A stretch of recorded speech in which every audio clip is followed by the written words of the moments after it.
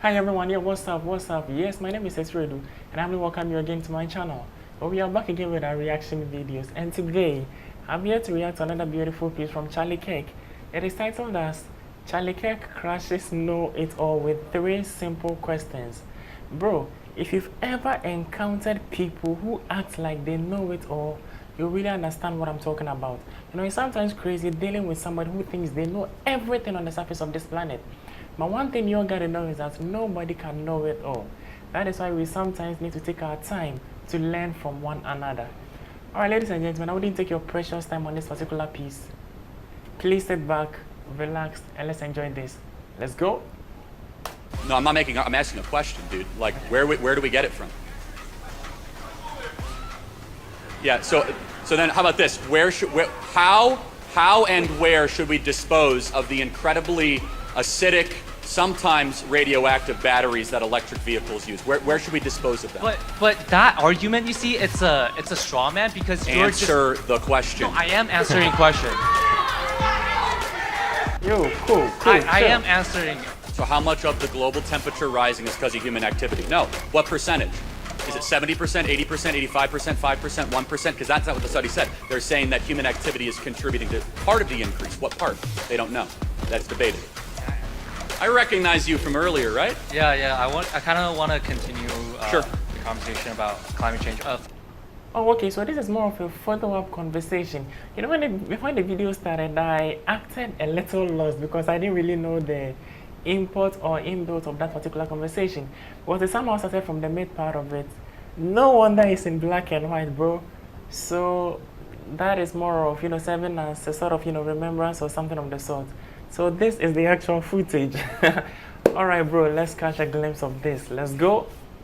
First of all, thanks for coming to UCSB. And I was just wondering, given that you believe human beings are exacerbating climate change, shouldn't you agree that we ought to transition away from fossil fuels? Well, no, I don't agree with that. My contention is I don't know. I do believe global temperatures are rising. I'm not willing to say definitively it's anthropogenic, meaning it's human activity. But if you connect the two, I asked the question I asked earlier, how much? Are there any other contributing factors to rising global temperatures other than human activity? If so, what are they, and to what degree do they factor into rising global temperatures? But sure, you want to follow up on that?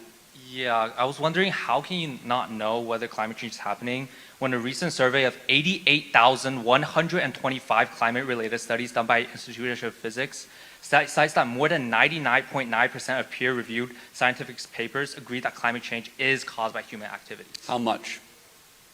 So how much of the global temperature rising is because of human activity? No. What percentage? Is it 70%, 80%, 85%, 5%, 1%? Because that's not what the study said. They're saying that human activity is contributing to part of the increase. What part? They don't know. That's debated. Can I answer that? Sure. So, like, there's actually a statistics or a study done that suggests that climate-related disasters are 8 times more likely than in 1980s. Well, hold on a second. You know that we have less people dying because of quote-unquote climate-related disasters thanks to fossil fuels? We have less people dying because of extreme exposure to cold, hurricanes, because of the advancements we have thanks to fossil fuels. You know, this idea, it's very interesting in modern society. We take for granted the idea of having widespread shelter, heating, or air conditioning in extreme climates thanks to hydrocarbons, we take for granted.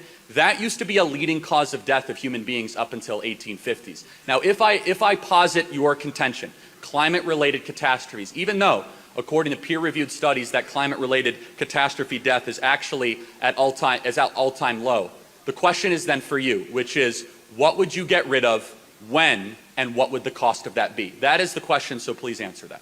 Well, I was just wondering, like, you didn't really answer my question, but I was, obviously I can't give you like exact percentage of numbers, but I do think that we ought to transition away from fossil fuel, right? Like, I'm not against growth or development. I obviously agree with you that, the Industrial Revolution, like, economic growth is good. It's lifting people out of poverty. That's obviously good, right?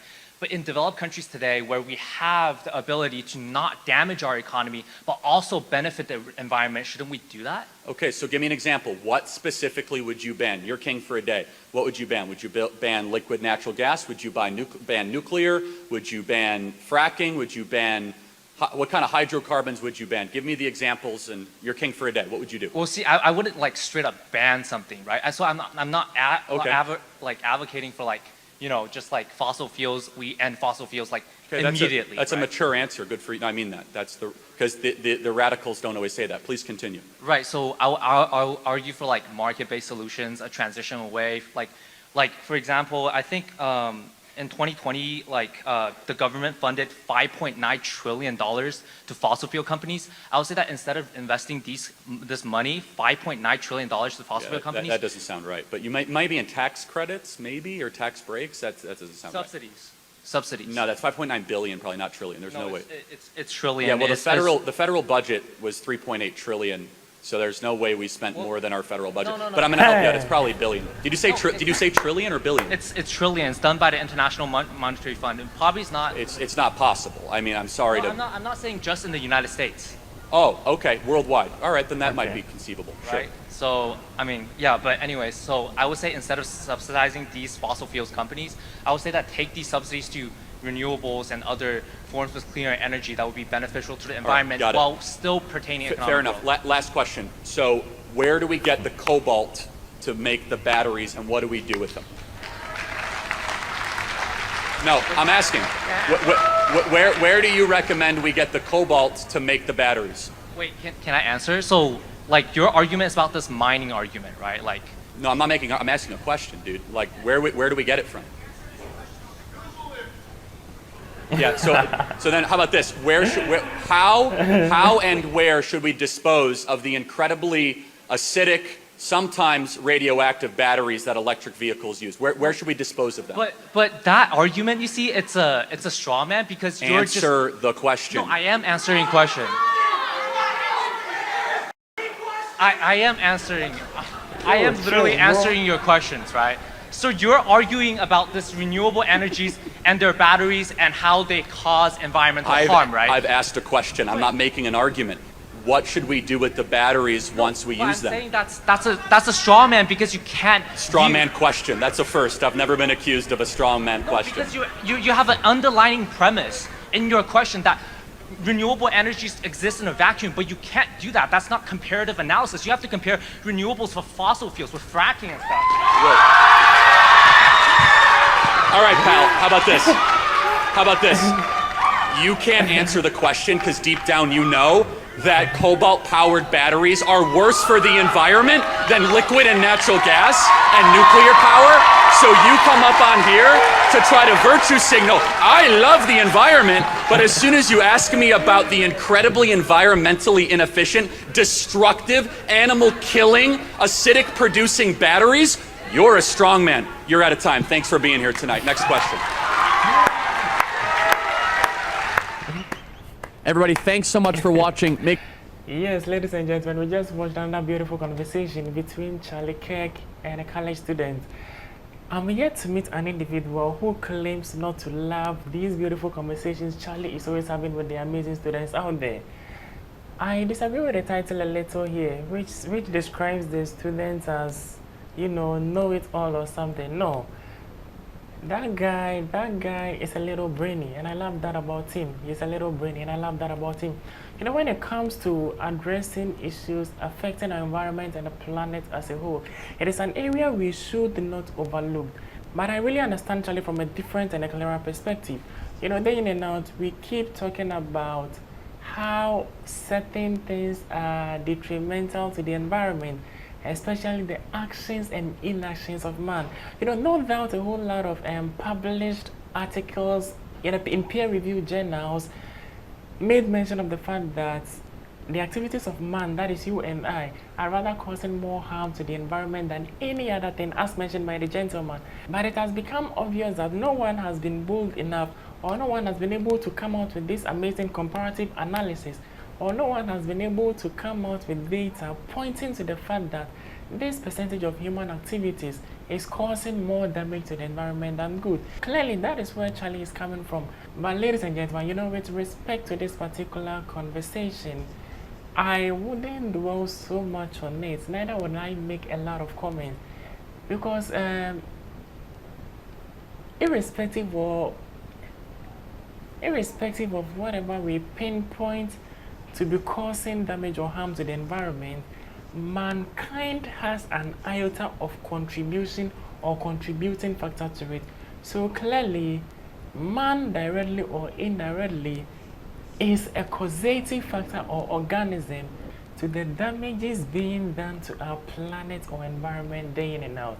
I repeat, this is a beautiful conversation, but I wouldn't talk much on this.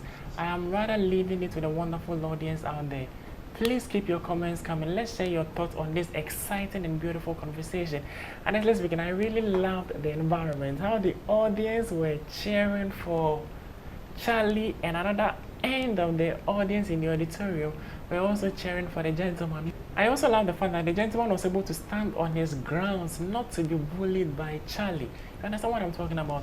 I think there was a figure the gentleman mentioned in trillion, whereby Charlie, being very learned and smart, quickly pointed out that something of the sort is impossible because even the budgetary allocation for that particular because the budgetary allocation for that particular thing in question is around trillion, so it wouldn't be wise it wouldn't be wise and it would be impossible to allocate trillions and trillion dollars or something of the sort. But quickly the gentleman came back to counter attack that he's actually picking it from a global perspective, you understand, talking about the world in general. So that was when Charlie had to, quickly calm down a little for the gentleman to make his points or points known. Trust me, this has been nothing but a beautiful conversation. I wish we could talk more about it, delve more deeper into this. But bro, I'm so sorry, we have to end here. Alright, ladies and gentlemen, so once again, my name is Seth Redu, and I'm excited you've made time out of your busy schedule to join me on the content I do create. If you love what I do, or if you love the content I do create, and you genuinely want to be part of this beautiful family, do want to subscribe to the channel, like this video, and keep your comments coming. Peace.